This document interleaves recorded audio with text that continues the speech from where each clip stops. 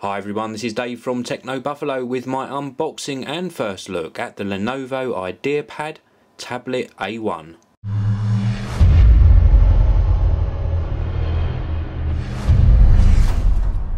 So here we go, this is the unboxing of the Lenovo A1. Absolutely plain packaging, all we've got is just a picture of the product on the front. There's nothing else, not even any hints at the specification on the back. So let's get this unboxed for you.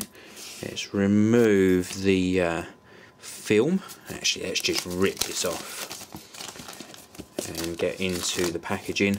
Now this is one of the sort of budget end Android based tablets that has recently been released, and I'll tell you the price straight off. This is going to cost you $199 if you're in the US, and if you're in the UK it's going to cost you around about the £169 mark. And what you get for that sort of money is a 7-inch tablet with a 1 GHz ARM Cortex A8 processor, single core processor, and a tablet running Android 2.3. And here we go, this is what we're presented with when we first open the packaging. So we've got the tablet itself in a little bag, and you'll notice here I've got a white version. It's available in all different colours. You can get this with a pink, black, blue or the white back. Let's pop this to one side and we'll show you what else you get inside the box. So we've got two little compartments here. Let's just open this one first. Now this is going to contain the power adapter, and being in the UK we get a UK power adapter. If you're in Europe you'll get a different 2-prong adapter, and if you're in the US you'll get a country specific adapter for the US, but this is a 3-pin UK one with a USB socket on this end to charge the device. Then we've got another little package here, and in here you're going to have very little, I would expect, but we have got a USB cable, full size USB on one end, micro USB on the other end, used for charging the device or getting content on and off of the device. And then we've got some notes on the GPS feature, a quick start guide printed in full colour, how to get up and running with your device and all the various buttons and controls. Then we have got some safety information and warranty information. Let's take a look at the tablet. So here we go. That looks very nice indeed. So as we say, we've got a 7-inch screen, and that screen's got a resolution of 1024 by 600. We've got a front-facing camera just here. That's a 0.3 megapixel camera. We've also got some touch-sensitive buttons down the bottom here. And then on this side, completely clear. Round on the bottom here, we have got a micro SD card slot for expanding the memory. Now just to note, you've got 16 gigabytes of storage built into the A1 and 512 megabytes of memory, and then you can put up to a 32 gigabyte card in this slot. Then we've got the micro USB charging socket.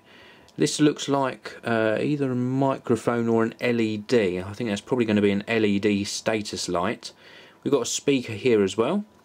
And then round on this side we've got a switch here. I'm imagining that this is some sort of lock rotation switch. We've got a volume rocker. Round on the top edge, microphone pickup, 3.5mm audio jack, and a power on off button. I'm going to push that whilst I'm talking about the tablet to get this up and running. Let's go round onto the back, and we have got a 3 megapixel rear facing camera. Inside here under this cover we have got a 1-cell lithium polymer battery, and we've also got Bluetooth version 2.1 and BGN wireless as well. So let's give you a first look at this starting up and see what we've got. Let's pop it around like this for you. Now 14.1 ounces, so it's fairly lightweight, quick to start up. It's telling me to touch the Android to begin. And would I like to connect to a Wi-Fi network? Let's say yes. Let's say let's connect. It's going to scan my various networks, and I'm going to connect to this one and pop in my password. So there we go, we're all connected to the Wi-Fi network. Let's tap next. It's asking me if I've already got a Google account or if I want to set one up later or create one. Well, I've already got a Google account, so let's go ahead and sign into my Google account. And now that's all signed in, it's asking me some questions about allowing Google's location service. We're going to say next to that. We're going to keep this backed up to my account as well, and tap next, and that should take us to the very last one, which is saying it's now linked, and we can finish the setup, set the date and time. Let's say automatic, just to speed things up a little bit, and we will say next, and there we go. We are straight in to Android 2.3 with Lenovo's sort of skin over the top, where they've put this large widget in the middle for us to gain access to reading emails, watching, listening, and the web, and settings as well either side. So we can sort of, I think, tap here and it should take us straight into settings.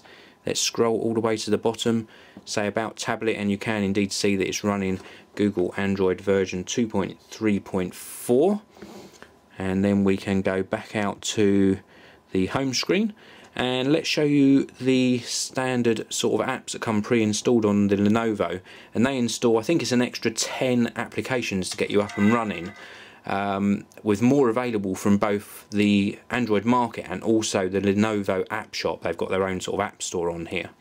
So let's have a look through. So we've got Calendar, Amazon Kindle, eBuddy, ES File Explorer. This is one of the Lenovo apps.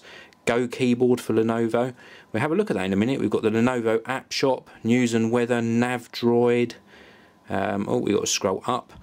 And we've got Music, YouTube, Voice Search, User Guide, Talk, Google Talks pre-installed. Let's have a look at this Go Keyboard for Lenovo. See what this is.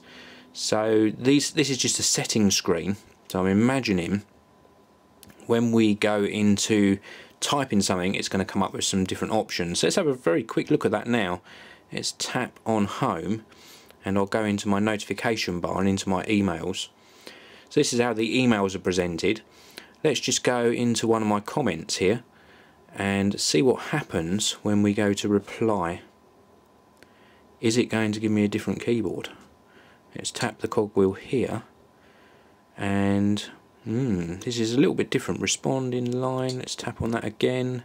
Let's tap and hold and see what happens. Go keyboard setting or input method. So we're on Go Keyboard for Lenovo. So this is actually displaying the Lenovo Go Keyboard. So this is maybe a little bit different from standard Android. Let's pop it round into landscape format and see what it looks like here. So a little bit of a delay. Is it going to move round? Is this what this switch is for? Yep, there we go. So that is a lock rotation switch, and we're round into landscape format now, and it's looks like a nice clean keyboard actually. So let's just have a look.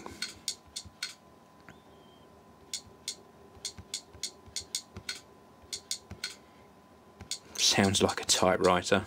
How funny is that?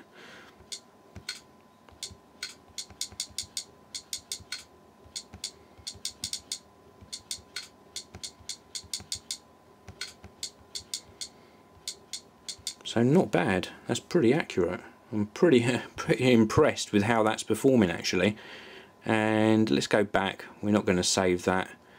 Let's go back and we will discard the message, and let's go all the way back to my home screen. So that's pretty nice, a nice typing experience on this. Let's go back to just concentrating on this UI. So we've obviously got this large widget in the middle, which we can gain access to things very quickly. We've got a couple of other home screens if we swipe. We've got some pre-installed shortcuts here, but we can put whatever shortcuts we want. And let's swipe again. We've got another home screen here, so 5 in total. Back to the center, and then 2 on this side. And the screen looks quite nice. I'm quite impressed with that. Let's have a look at the viewing angles. Not brilliant viewing angles, but more than acceptable on the viewing angle front. And let's just see if there are any pre-installed photos on here. No items, which is a shame, so I can't show you any photos at this stage. We could show you. Let's go back into that. We'll go back into gallery, and you notice when you're in gallery you've got a shortcut here to the camera up the top, so that will actually set the camera going. Let's just see how this camera behaves. Let me pop my Canon S100 underneath the camera, and let's see how this performs. So we can we tap to focus, or is it fixed focus? So it looks like it's fixed focus. Let's see what happens here. So it is not tapping to focus, so it's sort of a fixed focus affair. Let's see what settings we've got. So we've got exposure, scene modes, picture size, so up to 3 megapixels, white balance settings, different zoom levels, location on and off, and selecting the camera front or back, and we can flick between photo and video settings as well. A little bit disappointed that it doesn't seem to want to focus. I think it's going to be a fixed focus camera, correct me if I'm wrong, but it doesn't seem to accept a tap to focus. Maybe that is just me, but not that good with the camera at the moment. But this is only first impressions. This is just a very quick look at it for you, and I will of course be taking a much more in-depth look at this in a future video. But for now, this was my unboxing and product tour of the Lenovo Ideapad A1. This is a budget end, under $200, £169, Google Android powered tablet, and it's got a little bit of lag. First impressions is that it's not too snappy, but for the money, maybe this is a good choice. Thank you very much for watching.